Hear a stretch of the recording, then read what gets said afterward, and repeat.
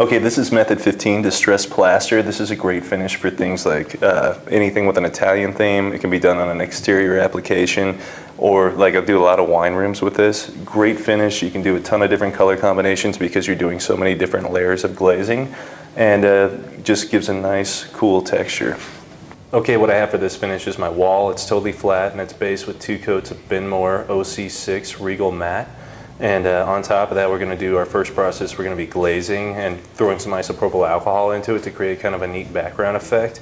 And for that, I'm going to need Proceed Full Body Glazing Medium, Aquacolor Earth Brown, and Aquacolor Dark Brown. I'm going to mix 2 glazes. The first one's going to be 8 ounces of the glaze to 2 tablespoons of Earth Brown. And the other one is going to be 8 ounces of the glaze to 2 teaspoons of dark brown. So I'll get that mixed up and then we'll go over the tools. Okay, so I've got a weenie roller, a 3/8 inch weenie roller, and my earth brown mix is in that, and that's what I'm going to use to apply it. And I'm not going to be putting a lot of the dark brown glaze in, so I'm just going to use chip brushes in a container. And then you want to just get some isopropyl alcohol from Walgreens, Safeway, wherever. And you just want to have a squirt bottle with some water and some shop towels. All right. Okay, so I got my earth brown on the roller, and I'm just going to randomly apply it to the majority of the wall.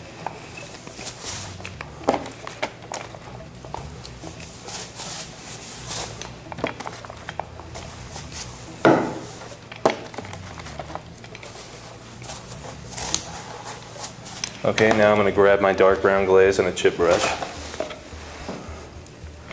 And I'm just going to randomly throw this in some areas.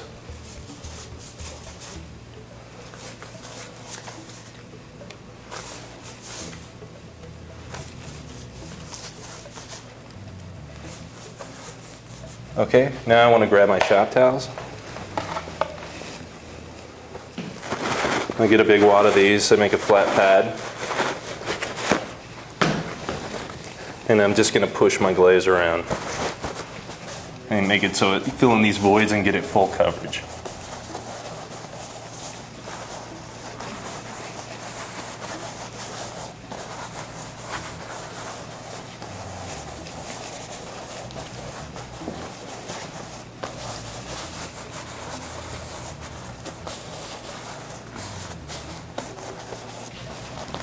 Okay, now next step we're going to grab our isopropyl alcohol, and I just have it in a container. And I'm just going to randomly flick it onto my finish. And what this is going to do is wherever I flick it, it's going to freeze dry the glaze.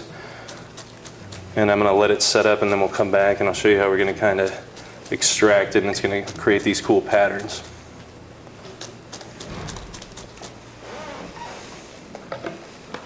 And I can also take my squirt bottle and kind of like a light trigger, and I'm going to kind of create these water drips, just randomly let it kind of run down the wall. Let's do a little bit of that, and then I can come back and do a little more activation.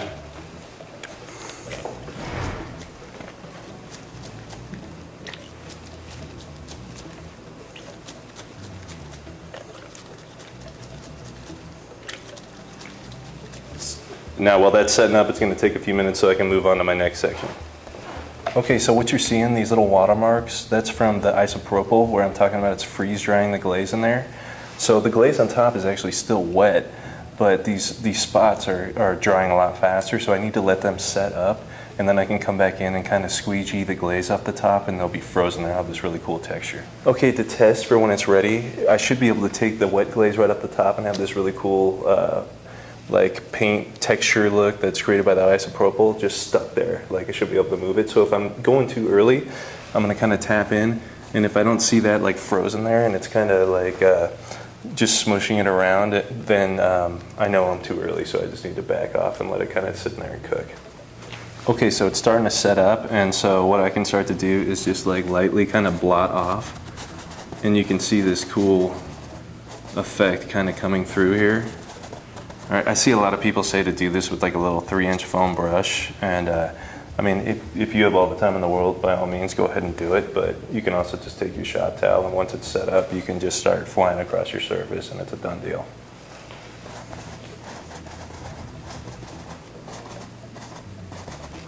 Okay, and now as I'm taking out this like isopropyl look, you know, and I'm moving across the wall, I'm gonna leave some spots kind of heavier just to create like kind of highs and lows and a little more interest. So I'm just randomly kind of gonna go, you know, maybe 1 or 2 passes across the wall just to kind of hit some different random areas and kind of create a random effect.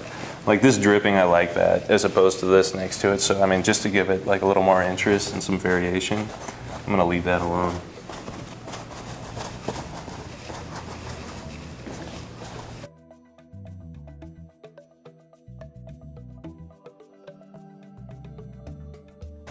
Okay, so I've got that where I want it. I'm gonna let it set up. And the most important thing too when you're going around patting around is what this does too is it eliminates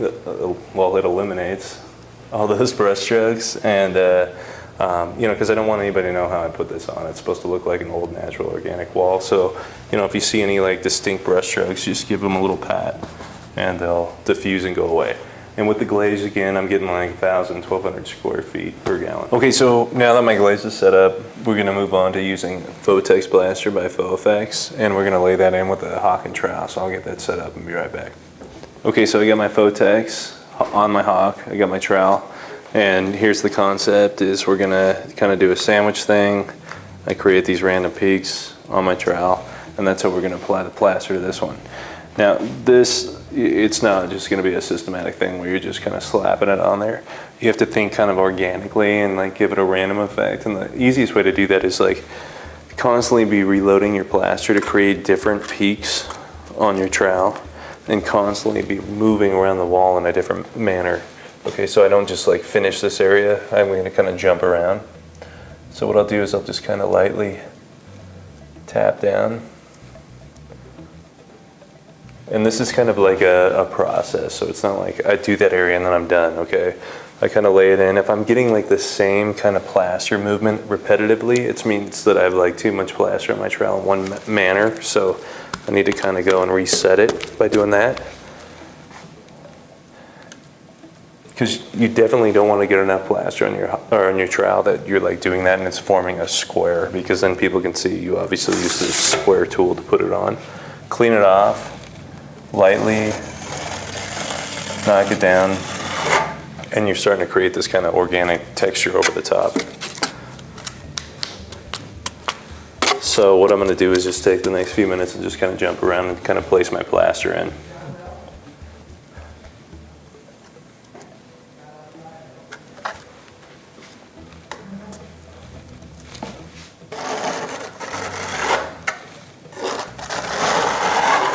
All right.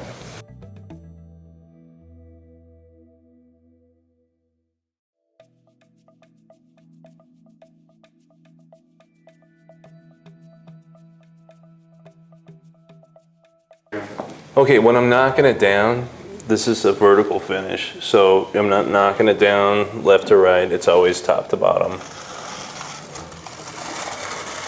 Lay it down.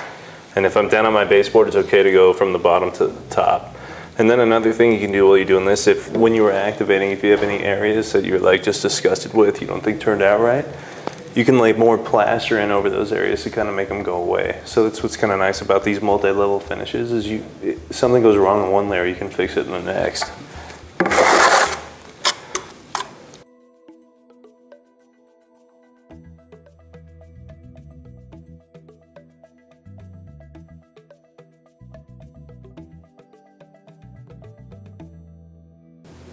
Okay, so just step back, check your composition, and make sure you know it's kind of where you want it.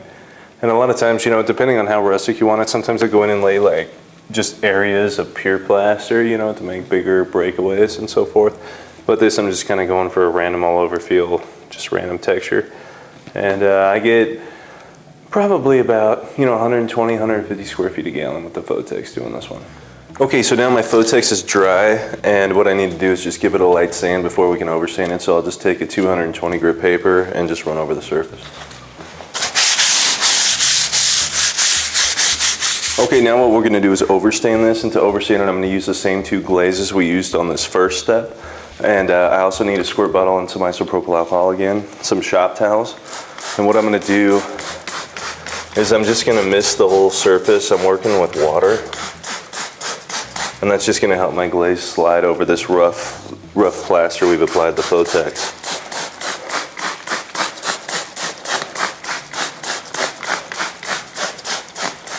Okay, first I'm going to use the earth brown. Make sure that we mixed up the glaze and just kind of randomly apply that. On a large surface you can apply it with a roller.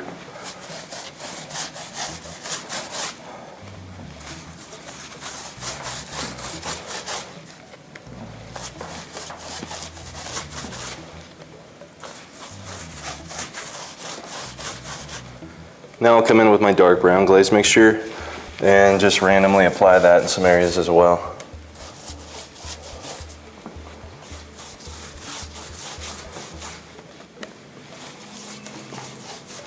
Okay, so now I have my glaze on. I'm just going to lightly mist the surface again.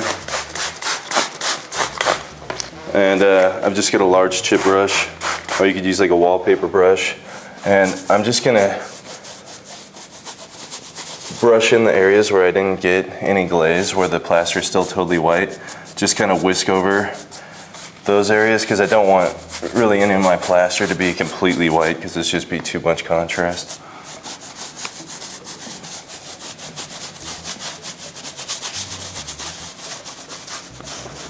Okay, so now I've got like all my Fotex covered in glaze. What I'll do first is just come in and I'm just gonna randomly like pull some of this glaze back off and leave some areas heavy, but just to create some highs and lows in the glaze we just put on.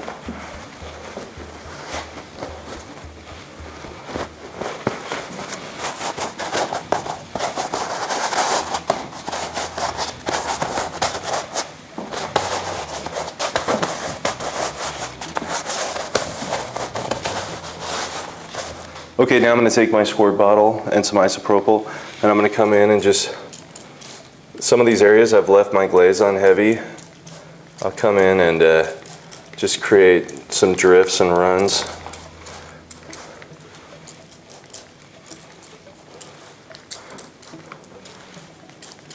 And on this step you have tons and tons of working time.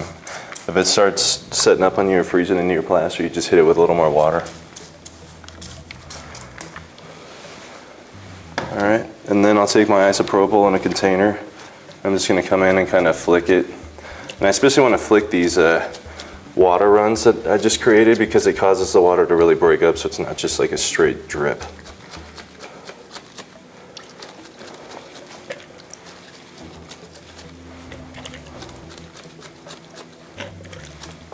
Okay, for my final step, what I'm going to do is I've got, you know, all these new drifts and runs and everything. Now I'm going to kind of go in and pick and choose and manipulate my finish, you know, like you maybe get rid of some of them so it's not quite as busy. So I'll just come in and it's still totally wet so I can erase any of them I don't like or manipulate them. And I especially am looking for, like I have an area here where I can totally see brush strokes still. I need to get rid of that. So you just want to kind of artistically remove and manipulate your final finish.